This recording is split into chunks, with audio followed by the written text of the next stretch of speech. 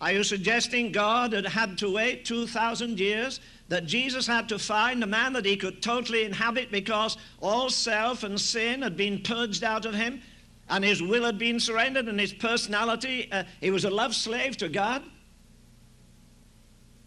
Why, right at the beginning of history, Christian history,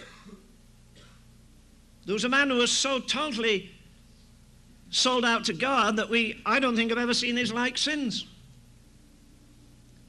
You remember his story begins, as far as we're concerned, going down the Damascus Road. And in the 26th of Acts, where he gives his testimony before Agrippa, he doesn't cover the blemishes. He doesn't try to minimize the wicked zeal that he has. He doesn't say, I'm sorry and trembling and blushing that I have to admit that I was a murderer. He says, I went down that road and I was going to exterminate the whole church of Jesus Christ. Being exceedingly mad, he says. Not just mad, he was blazing with anger. To think that some people were following a man who died on a cross. To think they wouldn't go to the temple and offer sacrifices and regard the high priest and go through all the different and very wonderful things on the calendar of the church or their church.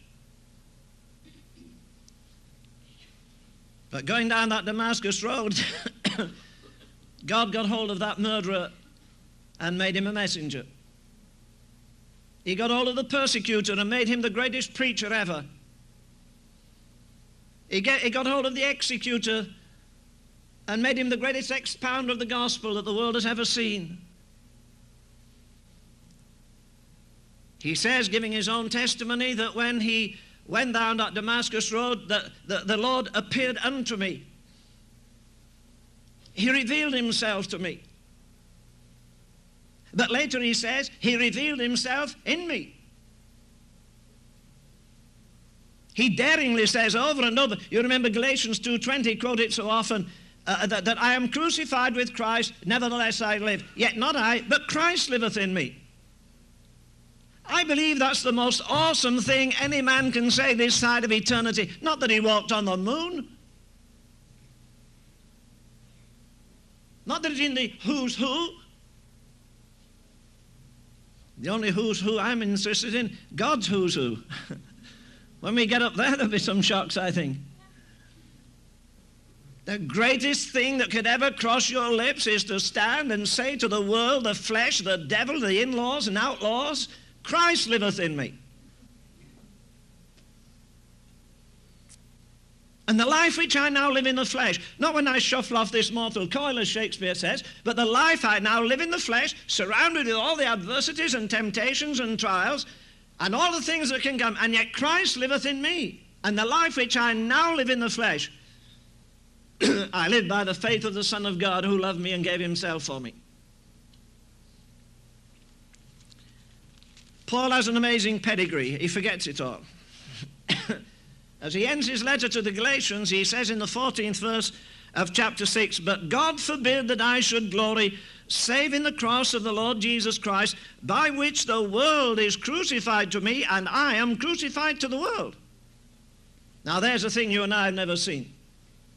We have never seen the agonizing death of a man on a cross. Oh, well, of course, in the days of the Romans, it was a sport.